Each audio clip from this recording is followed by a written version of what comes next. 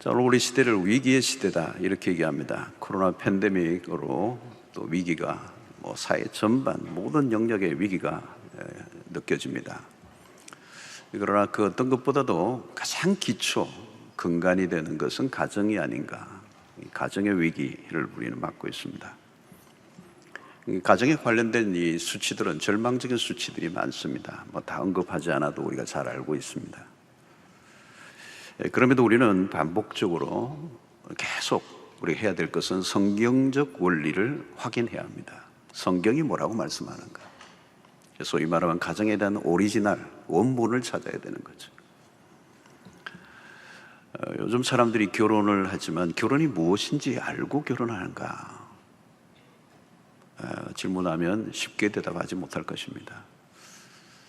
왜 결혼하느냐 이렇게 젊은이들이 물으니까 하도 쫄라서 한다 그러더라고 부모님이.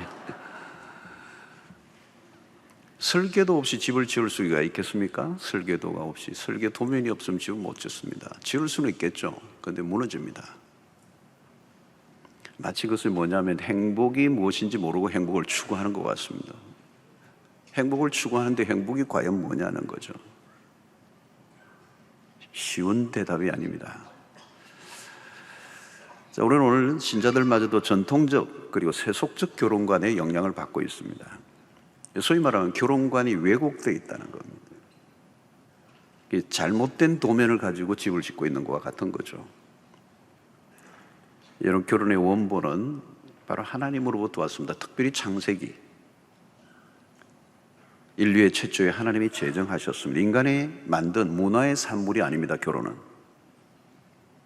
하나님이 디자인하신 것, 하나님이 만드신 게 가정입니다. 하나님 여섯째 날까지 창조의 사역을 완성하셨죠. 그 창조의 사역은 완전했습니다. 그리고 창조가 하나씩 이루어질 때마다 하나님은 보시기에 좋았더라, 보시기에 좋았더라, 굿 그랬습니다. 그런데 마지막 하나님이 보시기에 좋지 않은 게 하나 있었어요. 그게 오늘 18절에 여호와 하나님이 이르시되 사람이 혼자 사는 것이 좋지 아니하니 내가 그를 위하여 돕는 배필을 지으리라 하시니라. 여기 아담이 혼자 있는 것을 좋지 않게 보셨다는 거예요. 혼자 사는 것이 좋지 아니하니, 이 좋지 않다라고는 이 표현을 원문으로 들여다보면 굉장히 강한 표현입니다. 적당하게 그냥 좀 안 좋네 이게 아니에요. 나쁘다라고는 표현이에요. 오늘날 혼자 사는 문화가 강조되고 있습니다. 혼자 사는 것을 미화하고 있습니다. 그러나 그것은 하나님의 의도와 거리가 먼 것입니다. 특별한 목적을 위해 싱글로 살거나 독신의 은사를 받은 사람이 있긴 하지만 일반적인 것은 아닙니다. 어떤 이는 자유롭게 살고 싶어 결혼을 거부합니다. 그리고 결혼을 일종의 굴레로 여깁니다. 그것도 역시 오늘 이 시대의 문화가 만들어낸 산물이라고 볼 수가 있습니다. 하나님이 의도하셨던 가정 안에는 신비로움이 있습니다. 이 세상에 어디에서도 경험할 수 없는 기쁨과 행복이 가정 안에, 부부의 관계 안에 있다는 거예요. 세상은 그것이 무엇인지 모릅니다. 또 누릴 수도 없어요. 함께 할 때의 행복이 혼자의 행복과 질이 전혀 다르다는 것. 그래서 혼자 산다고 자유가 오는 것이 아닙니다. 자유와 행복은 부부의 진정한 연합을 통하여 주신다는 것. 그래서 우리의 기준은 세상이 아니라 성경이어야 합니다. 그리스도인들은 언제나 이 문화, 이 세상에 주는 어떤 환경과 상황이 아니라, 컨텍스트가 아니라 텍스트, 하나님의 말씀이 우리의 모든 삶의 가정의 기준이 되어야 한다. 자, 사람이 혼자 사는 것이 좋지 않아 보인 것에 대한 하나님의 처방이 무엇입니까? 돕는 배필을 만들어 주셨습니다. 근데 본문에 의하면 배필을 짓기 전에 아담에게 어떤 명령을 하나님이 내리십니다. 그게 뭐냐면 동산에 하나님이 지으신 각종 동물과 공중에 나는 새들에게 이름을 짓게 하십니다. 인간의 고독에 대한 하나님의 처방은 강아지나 고양이가 아닙니다. 여자를 지으셨다는 거예요. 아담이 외로우니까 더 멋진 영특한 강아지를 붙여주신 게 아닙니다. 돕는 배필 하와를 지어주셨다. soulmate, 영혼을 함께하는 파트너를 세우신. 하와를 지으신 첫 번째 목적은 돕는 배필이에요. 가정에서 아내의 역할을 정의해 줍니다. 돕는 배필이라는 말은 남편은 아내의 도움 아래 완전해질 수 있다는 뜻입니다. 아내의 도움이 없이는 남자는 불완전한 존재라는 뜻입니다. 아내도 마찬가지입니다. 결혼은 혼자 이루는 것이 아니라 함께 이루어 가는 것입니다. 돕는 배필이란 단순히 돕는다는 보조적 역할이 아니에요. 남자에게 종속된 존재나 의존적 존재를 말하는 것이 아니라 단순히 외로움을 달래주는 정도, 빨래나 하고 아이나 길러주는 정도가 아니라 그보다 훨씬 더 높은 의도가 이 돕는 배필, 에젤을 지으셨다는 겁니다. 여기는 조화의 의미가 있고 상호 보완적인 의미가 있습니다. 남자와 여자는 서로 대치하고 갈등하는 관계가 아니라 서로 돕고 조화를 이루며 함께 완성을 향하여 나아가는 존재로 만나게 하셨다는 거예요. 하나님이 남자와 여자를 창조하셨다. 이게 매우 중요한 원리입니다. 그냥 남자만만이, 여자만만이 남자와 여자의 그 역할, 그 기능이 있다는 거예요. 자, 1장 27절에 보면 하나님이 자기 형상 곧 하나님의 형상대로 사람을 창조하시되 남자와 여자를 창조하시고 창조하신 목적이 있습니다. 28절에 보니까 하나님이 그들에게 복을 주시며 하나님이 그들에게 이르시되 생육하고 번성하여 땅에 충만하라. 땅을 정복하라. 바다의 물고기와 하늘의 새와 땅에 움직이는 모든 생물을 다스리라 하시니라. 문화 대명령, 성교적 명령. 그 가정은 하나님의 뜻이 있다는 거예요. 그냥 가정을 만드신 게 아니에요. 두 사람이 그냥 알콩달콩 사는 정도로 가정을 만드신 게 아니라 그 가정을 만드신 하나님의 더 원대하고 큰 목적이 있다는 것입니다. 분명한 목표가 없는 결혼과 가정은 헷갈리게 돼 있어요. 뜨거운 사랑만으로 채울 수 없는 허전함이 있게 되어 있습니다. 사랑을 이루어내야 할 궁극적인 목적을 발견하는, 하나님이 주신 사명이 있는 가정이 행복한 것이죠. 두 사람이 날마다 마주 보고만 있다고 행복이 주어지는 것이 아니라 그 가정을 향한 하나님의 비전과 목표를 발견하는 것. 만약에 그것이 없다면 동물적 삶과 큰 차이가 없는 것입니다. 하나님이 우리 가정에 주신 미션이란 뭔가? 하나님은 그들에게 복을 주시는데 그 복은 생육하고 번성하고 땅에 충만하게 하라는 거예요. 피조물의 지배를 받으며 사는 게 아니라 다스리는 권세를 부여해 주시는, 거의 하나님과 같은 엄청난 권세를 주셨다. 피해를 입을까 두려워 소극적으로 살아가게 하는 것이 아니라 창조적 삶을 살게 하셨다는, 그 가정에 하나님이 더 놀라운 기회를 허락해 주셨다. 그 가정을 통하여 이루신 하나님의 뜻에 합당하게 살아가게 될 때 그 가정이 뭐예요? 오늘 생육하고 번성하고 땅을 다스리고 정복해가는, 하나님의 부르심에 민감하게 반응하고 그 미션을 가지고 살아갈 때 아름다운 가정이 되는 것입니다. 겉으로는 사명을 감당한다고 하는데 부부가 깨어져 있으면 아무것도 할 수 없어요. 오히려 하나님의 영광을 가져올 수 있습니다. 결혼은 서로를 기쁘게 하는 것일 뿐만 아니라 하나님을 기쁘시게 하려는 목적이 있는 것입니다. 부부가 하나님을 기쁘시기로 할 때 서로에게 기쁨이 주어지게 되는 것입니다.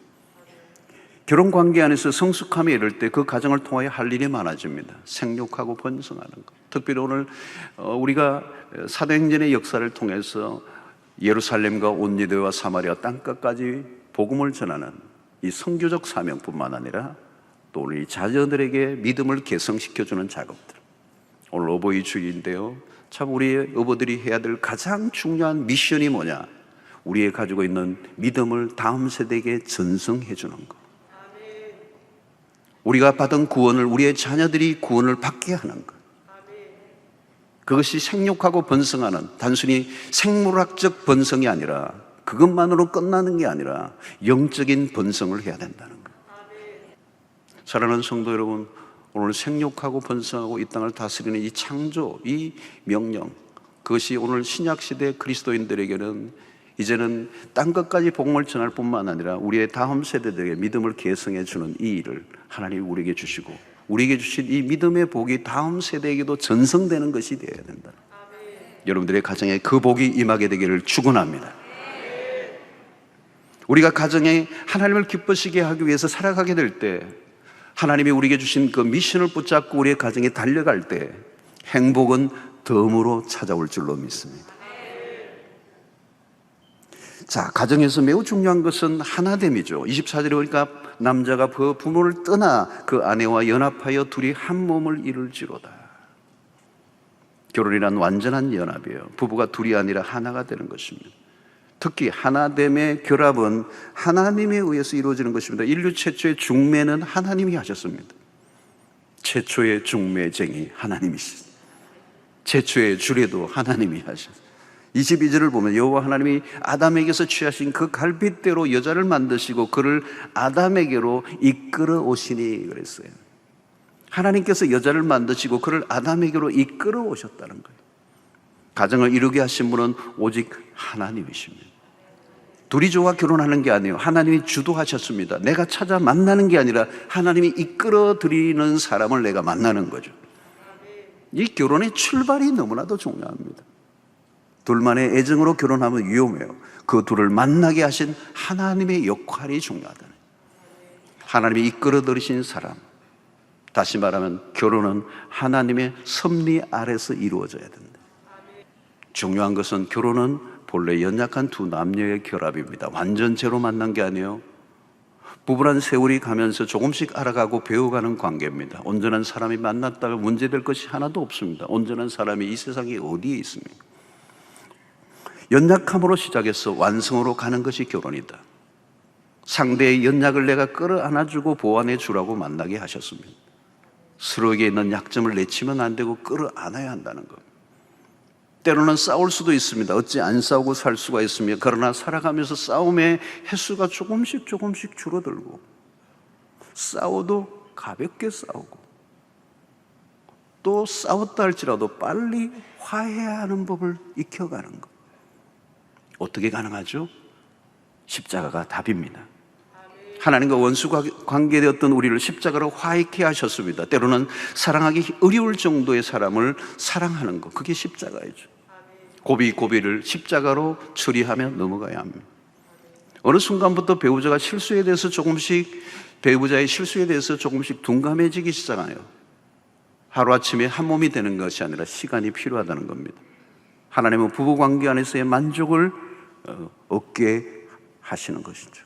하나님은 가정 안에서 최상의 행복을 누리도록 하셨습니다. 그것이 창조의 원리입니다. 다른 곳에서 만족을 얻고자 해서는 안 된다. 그것은 불행의 시작이 되는 것입니다. 여러분, 부부관계는 상호 보완적인 면이 있습니다. 에베소서 5장 33절을 보면, 그러나 너희도 각각 자기 아내 사랑하기를 자신과 같이 하고 아내도 자기 남편을 존경하라. 아내 사랑하기를 어떻게 자신과 같이 하고. 자, 둘의 관계는 서로 뗄래야 뗄 수 없습니다. 상대를 사랑하는 것은 바로 나를 사랑하는 것이다. 둘 다 서로가 필요한 존재가 되었다. 혼자 스스로 잘났다고 교만할 수 없다는 것입니다. 그러므로 여기서 매우 중요한 것은 부부의 관계는 지배의 관계가 아니에요. 섬김의 관계는, 섬김의 작동, 지배의 원리가 작동하는 게 아니라 섬김의 원리가 작동되어야 합니다. 어떻게 하면 지배할 것인가가 아니라 어떻게 하면 더 잘 섬길 수 있는가를 고민해야 합니다. 그런데 중요한 것은 이것이 쉽지 않다는 것입니다. 우리는 사랑에 미숙합니다. 사랑을 주기보다 상처를 줄 때가 더 많습니다. 하나님을 사랑하는 것과 배우자를 사랑하는 것은 멀리 떨어져 있지 않습니다. 우리의 신앙과 부부의 관계, 떨어져 있는 관계가 아닙니다. 하나님을 사랑하는 것을 구체적으로 경험할 수 있는 장이 부부의 관계를 통했습니다. 자, 오늘날 우리의 가정들이 깨어지는 그 배경 안에는 한가운데는 죄의 문제가 있다고 그랬습니다. 그리고 이 죄의 가장 뚜렷한 특징이 이기심이라고 하는 것입니다. 그러므로 우리의 가정이 어려운 것은 어떤 이 시대적인 환경, 문화, 외적인 환경이 아니라 내적인 부분입니다. 그것은 철저히 죄의 문제고, 그 죄가 가장 뚜렷하게 드러난 것이 이기심이라고 하는 것입니다. 여러분, 오늘 이기주의, 이것은 아주 어린 시절부터 시작되는 것이죠. 특별히 오늘 문화적으로 이기주의를 더 부추기는 문화예요. 나만을 아는 거죠. 근데 여러분, 이것이 결혼하기 전까지는 괜찮아요. 그러나 결혼하고 나면 달라야 합니다. 이기심과 또 다른 이기심이 만나면 충돌은 불가피합니다. 불행의 시작이에요. 디모데후서 3장의 말세에 고통하는 때의 특징을 얘기하죠. 첫 번째 지적하는 게 3장 2절에 사람들이 자기를 사랑하며 자기애, 병적 자기애, 나만의 삶을 고집하는 삶. 여러분, 결혼은 나라고 하는 것을 해체하고 우리로 가야 하는 겁니다. Me, my, mine이 아니고 we로 가야 돼요. 결혼한 이후에는 자기 자신보다 배우자에게로 관심을 옮겨야 합니다. 행복을 빼앗기는 것은 다른 외적 조건 때문이 아닙니다. 핵심은 이기심이에요. 이기심의 행동을 보세요. 한순간 행복도 기쁨도 다 이기심을 붙잡고 있는 동안 깨어지고 맙니다. 이기심을 그대로 두고 행복할 수는 없습니다. 이기심을 극복하는 거 매우 어렵습니다. 이것은 하루아침에 이루어질 수 있는 일이 아니에요. 결혼하기 이전에는 내가 그렇게 이기적인 존재라는 것을 모릅니다. 그런데 함께 살다 보니 내 이기심이 드러나기 시작합니다. 그리고 나의 미숙함이 드러나기 시작하죠. 성도 여러분, 성숙이란 무엇을 의미합니까? 무엇을 하든지 상대편을 먼저 고려하는 것이 성숙입니다. 끊임없이 상대를 섬기기 위해 나의 불편함을 받아들여야 합니다. 그것이 성숙으로 가는 길입니다. 배우자를 위해 수고한다 해도 자랑하거나 생색낼 수 없어요. 아내에게 한 것은 내 몸에게 한 것이기 때문에 자기 자신과 같이 하라. 이기심의 극복은 어디에서 가능한가? 이것도 십자가밖에 없어요. 십자가의 신앙을 일상으로 살아가는 거. 우리 지난 고난주간에 우리가 특설을 했는데요, 십자가가 일상으로 살아내게 하는 것은 이런 부부의 관계에서도 일어난다. 그리스도는 우리를 섬기기 위해 죽기까지 복종하셨어요. 철저히 상대를 위해 죽어줄 수 있다면 그것은 십자가의 원리밖에 없습니다. 세상에서는 불가능한 것입니다. 가정 안에서 십자가가 얼마나 중요한지, 가정이 복음 위에 세워져야 한다는 게 무엇을 의미하는지, 십자가가 동떨어져 있는 순간 우리의 가정의 관계는 냉각되고 혼란 속에 빠질 수밖에 없어요. 그래서 오늘날 십자가 없는 가정은 궁극적으로는 진정한 가정을 이루어낼 수가 없습니다. 주님이 주신 황금률, 부부의 관계에서도 발견됩니다. 골든 룰이라고 하는 아주 기가 막힌 마태복음 7장 12절의 말씀처럼, 그러므로 무엇이든지 남에게 대접을 받고자 하는 대로 너희도 남을 대접하라. 이것이 율법이요 선지자니라. 엄청난 얘기예요. 그래서 이것을 골든 룰이라고 합니다. 황금의 법이라는 거죠. 황금률이라는 거죠.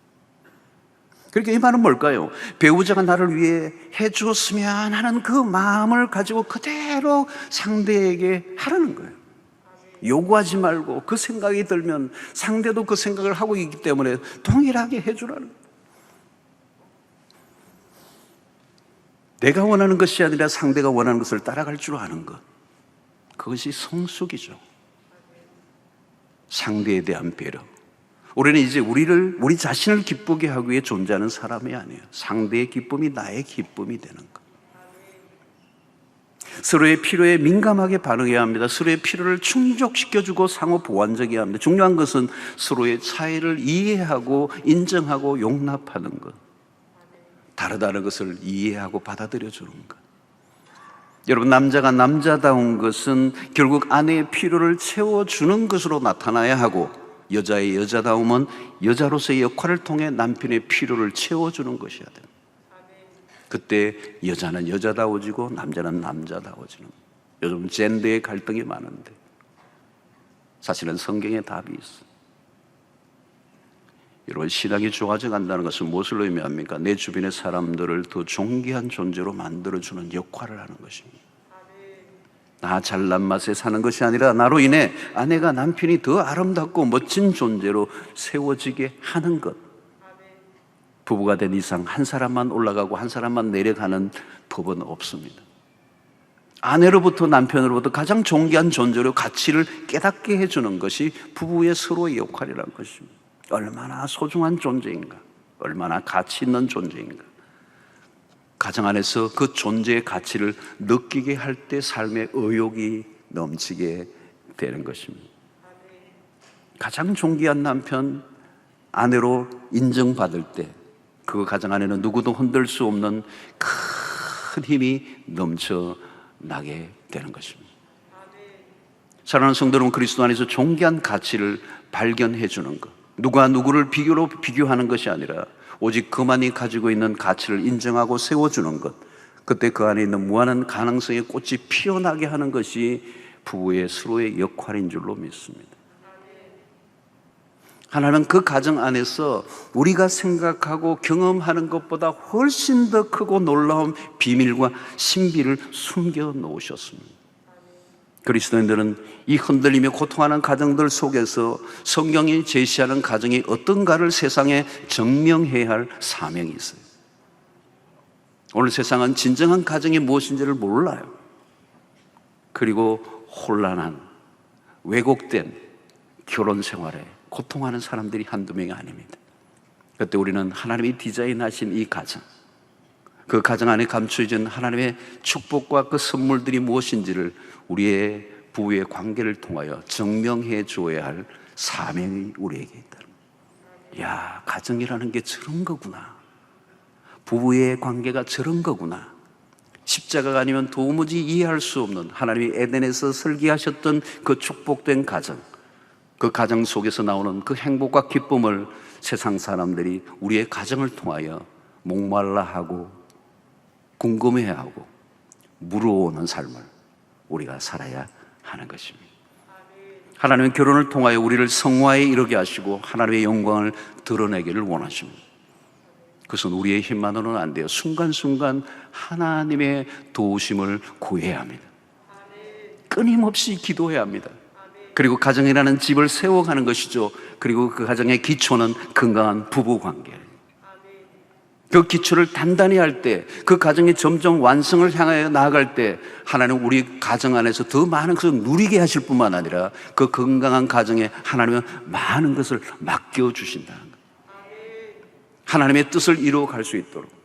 여러분, 이 부부의 관계가 흔들리면요, 가정이 전체가 다 흔들리게 돼 있어요. 이 부부의 관계가 강력하게 건강에 세워 있으면 부모와의 관계도 흔들림이 없어요. 자녀와의 관계도 문제가 없어요. 요즘 이런 어버이날에 와도 긴장감이 있어서 가정의 달이라면 더 가정이 더 신경 쓰이는 일들이 많이 있습니다. 그러나 여러분, 부부의 관계가 건강한 그리스도 중심적 부부가 된다면 부모의 관계도 안정감이 있어요. 시댁과 친정의 문제, 갈등 없이 지낼 수가 있어요. 문제는 부부의 관계예요. 부부의 관계가 흔들리면 뭐가 다 뒤엉켜져 버리는 것이죠. 자녀와의 관계도 뒤엉켜 버립니다. 그러면 그 안에서 주는 에너지가 나오지가 않아요. 그러면 아무것도 할 수가 없습니다. 하나님은 이 건강한 가정을, 이 부부의 관계를 통하여 가정을 건강하게 세우기를 원하시고, 그 가정을 통하여 나온 에너지를 통하여 하나님의 뜻을 이루는 일에 쓰여지기를 원하시는 것이다. 하나님은 여러분들의 가정을 사용하기를 원하십니다. 그리고 여러분들의 가정을 축복하기를 원하십니다. 그리고 여러분들의 가정을 통하여 하나님의 위대한 미션을 이루어 가기를 원하신다는 거예요. 오늘 이 가정을 사단은 공격하고 가정을 흔들어 놓는 일에 혈안이 되어 있습니다. 우리는 하나님이 만드신 이 가정의 이 오리지널한 원리를 붙잡고, 이 설계 도면을 가지고, 이 창세기 안에서 가르쳐주는 이 하나님의 가정에 대한 메시지를 굳게 붙잡고, 그 성경의 원리로 계속 힘들지만 그 원리를 붙잡고 적용하고자 애를 쓸 때, 우리가 한 번도 맛보지 못했던 더 결혼 안에 감춰져 있는 하나님의 비밀들과 신비를 깨달아가며 하나님의 주신 위로와 소망과 기쁨과 즐거움과 희락이 여러분들의 부부관계, 가정 안에서 흘러넘칠 때 부모님에게, 자녀들에게 흘러가며, 그리고 이웃들에게 흘러가 이 땅을 온전케 하고 세상을 회복시키는 역사에 여러분들의 가정이 쓰임받는 역사가 있게 될 줄로 믿습니다.